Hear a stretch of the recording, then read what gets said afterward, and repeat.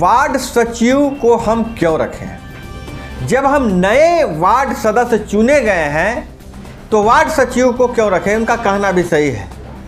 जब वार्ड सचिव को पिछले वार्ड सदस्यों ने चुना था और जब वह कमेटी ही भंग हो गई है तो फिर हम सचिव पुराने वाले क्यों रखेंगे? हम नया सचिव रखेंगे।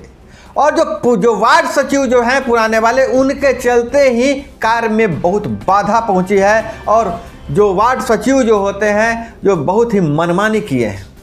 वैसे भी वार्ड सदस्य अकेले ही वार्ड का विकास करने में सक्षम है।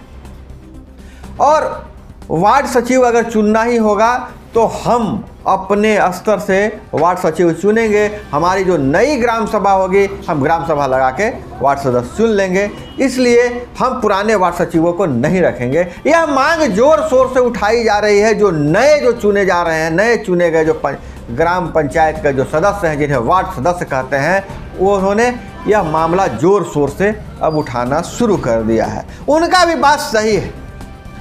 जब ये जो त्रिस्तरीय पंचायत चुनाव हो गया और पिछले वाले वार्ड सब चुने सचिव को जब चुने हैं और वार्ड क्रियान्वयन समिति का जो गठन हुआ है, वह गठन का जो अब कार्यकाल अगर समाप्त हो गया है तो हम फिर पुराने वाले को क्यों रखें? जबकि इधर दूसरी ओर वार्ड सचिव का कहना है कि हमने 4 सालों तक काम किया है और काम के बदले मुझे वेतन मिलना चाहिए, हमारी नौकरी अस्थायी किया जाए। तो इनका भी मांग सही है। तो आखिर दोनों का मांग सही है तो सही डिसीजन लेना कैसे पड़ेगा? कौन लेगा सही डिसीजन? और वही दूसरी जगह हम बात करें कि अभी मैं अध्ययन कर रहा था, जो दस्तावेज कहते हैं ग्राम पंचायत के जो वार्ड होते हैं, जो वार्डों के लिए सचिव का वेतन 7,000 रुपये निर्धारित करने का प्रावधान है, जो नियम है। बिहार में लागू है कि नहीं लागू है इससे मतलब नहीं है। जो हम अभी एक दस्तावेज पढ़ रहे थे उसमें वह मिला कि 7,000 रुपया उनको वेतन दिया जाएगा। लेकिन उसमें यह था कि वह जो सदस्य जो है से एग्ज़ाम कंडक्ट करके चुना जाएगा, मतलब वेतनमान उनको मिलेगा और उसका एग्ज़ाम होगा। एग्ज़ाम लेके परीक्षा लेके उनको रखा जा सकता है। बिहार में मामला दूसरा है। बिहार में मामला यह है कि वार्ड के जो सचिव हैं उनका चुनाव हुआ था वार्ड सभा के माध्यम से। हालांकि उनकी एक न्यूनतम योग्यता रखी गई थी कि वह मैट्रिक पास होना चाहिए।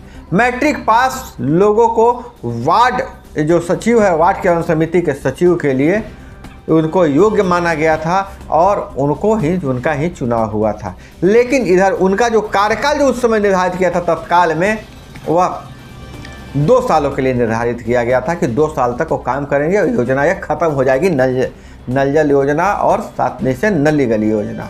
अब वार्ड जो नए चुने हुए हैं उनका कहना है कि योजना तो अब जो भी अब नई योजना आएगी, 7 योजना तो खत्म हो गई है और नल जल घर घर नल जल खत्म हो गई है। और जब नई योजना आएगी, नए नाम से आएगी, तो हम वार्ड क्रियान्वयन समिति का भी नए सिरे से गठन होना चाहिए। क्योंकि पुराने वाले जो वार्ड थे अपने ढंग से वार्ड सचिव चुने थे और इन वार्ड सचिवों के गलती के कारण ही वार्ड सदस्य जेल जा रहे हैं। इनका कोई काम नहीं है। हम जो है नया वार्ड सचिव चुनेंगे।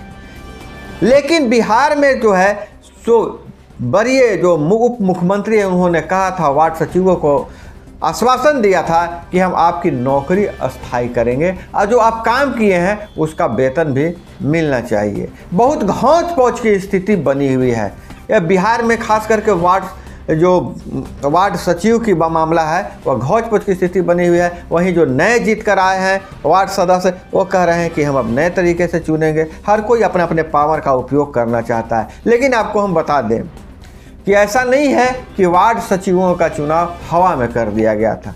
पंचायती राज अधिनियम में इसका जिक्र किया गया है। पंचायती राज अधिनियम में यह प्रावधान है कि वार्डों में विकास के लिए सचिव की नियुक्ति की जानी है। लेकिन बिहार में जैसा होता है कि नियुक्तियां कैसे होती है समझे, पहले तो नियोजन किया जाता है, नियोजन के बाद फिर सरकारी नौकरी होती है।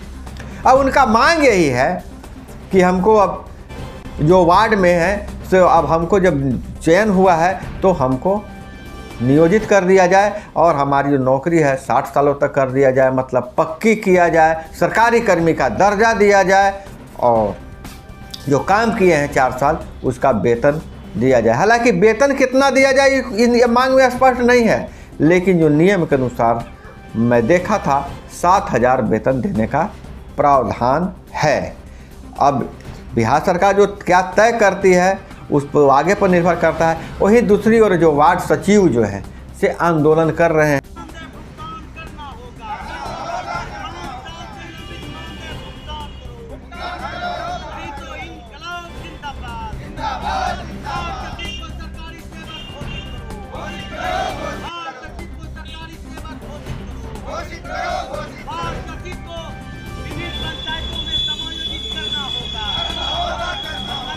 आंदोलन का नतीजा भी निकल रहा है। अब संसद के गलियारों में वार्ड सचिवों की चर्चा हो रही है और वार्ड सचिव हमारे चैनल पे बहुत सारे वार्ड सचिव हैं।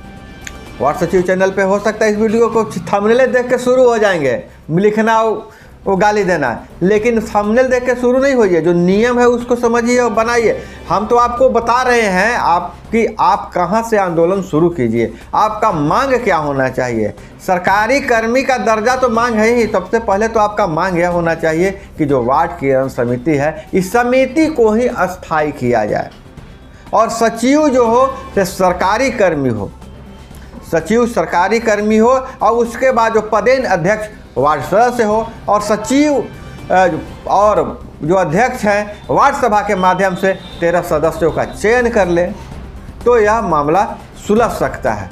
लेकिन जो अभी जिस तरह से ठना हुआ है वार्ड सदस्यों और वार्ड सचिवों में, यह लड़ाई कहां तक जाती है यह देखने वाली बात है। एक जगह तो कुछ हुआ नहीं, अभी कोई फैसला हुआ नहीं वार्ड सचिवों के बारे में, वहीं वार्ड सदस्य दूसरी बात लेकर बैठ गए, जो खास करके जो नए चुन के आए हैं। और वैसे वार्ड सदस्य जरूर जिनके सचिव जो उस वार्ड के सचिव विरोध किए हैं, तो वो चाह रहे हैं कि जो हमारा विरोध किया है उसको हम हटा ही के दम लेंगे। तो दोस्तों यह जो ठानने वाली बात नहीं होनी चाहिए। वार्ड सचिवों को अगर रखना है सरकार को, तो जैसे शिक्षा मित्र की बहाली हुई थी उसके बाद उनको से परीक्षा ले लिए थे, आप एक एलिजिबिलिटी टेस्ट ले लीजिए और जो एलिजिबिलिटी टेस्ट में पास होते हैं उनको प्रशिक्षण देके वार्ड सचिव बना लीजिए। और क्या आपकी क्या राय है, कैसे वार्ड सचिवों का समस्या का समाधान संभव है, आप जरूर कमेंट में बताइएगा। और मिलते हैं अगली वीडियो में। जय हिंद, वंदे मातरम।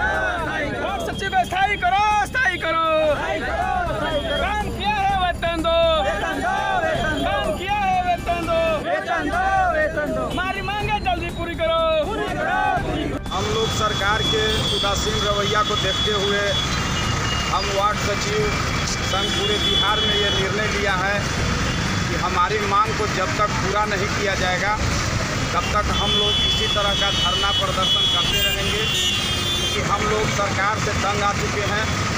हमारी अभी जो स्थिति है, मैं पूरे परिवार को भरण पोषण भी नहीं कर सकता हूँ। मैं मुख्यमंत्री के अति महत्वाकांक्षी योजना को सफल बनाया है ड्रीम प्रोजेक्ट को, इसके एवज में अभी हमको ये भुगतना पड़ रहा है कि अभी तक 4 सालों से हम वार्ड सचिवों को 1 भी रुपया नहीं दिया गया, मानदेय नहीं दिया गया, स्थायीकरण नहीं किया गया।